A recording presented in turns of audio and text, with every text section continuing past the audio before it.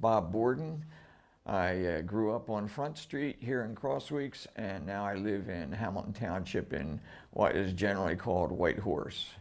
And today, in this segment, I thought I'd like to talk about the scavenger hunt that's going on during Crosswicks Remembered. Around the town, there are various little plaques with numbers on them. These numbers correspond to a sheet that is handed out, and the different things on here are like riddles, and then you have to figure that out. And I thought I would elaborate on the riddles and tell you what they are. The first one says, need a beazle. Many people don't know what a beazle is, so I'll let you know. The garage is now owned by, I think, a man named Pete Lestitian. Originally was owned by a man called Ford Clark, and Ford Clark's right-hand man was named Beazle. So if you go to the garage, you'll see a little plaque with a number on it, and that's where you would write that down. The next one I had was entrance to sledding daring do, and that refers to DeCoos Hill. DeCoos Hill was in back of what I knew as the Doris Jones Rudder's house.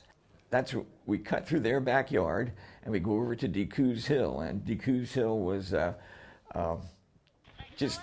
and now if you looked at it, it probably wouldn't be much to think of, but it seemed like it was a sheer drop of about 20 feet. And then you kind of leveled out, and on a good day you could go all the way to the creek.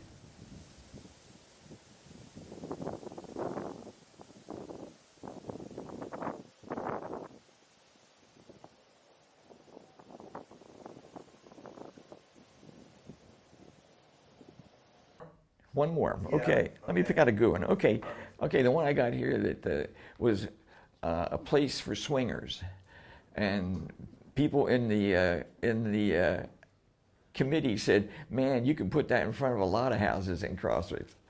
But actually, what it was referring to was the old oak tree was in the Quaker Meeting House yard, and every spring, the maintenance men from Brick's Mincemeat, which would probably be Bob and Kenny Brick, would come down with their truck, a ladder, and they'd attach a long rope swing with a wooden seat, and it would be put there. Nowadays, they'd probably be liable for God knows what, but in those days, it was a place for the kids to meet and to go swinging on that swing.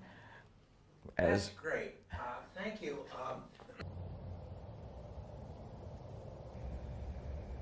There used to be trees where I'm sitting. A lot of them. Even just 10 years ago, you couldn't look any direction in Crosswicks without having the horizon blocked by a collage of branches and limbs. Now you can see all the way across town. I really don't like it. It's what I gotta deal with, though. They have new trees planted and growing, but I'll be long dead before it looks like anything from my childhood.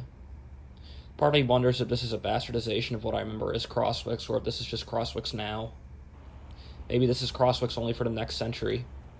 I wonder if Bob would know the answer to this question.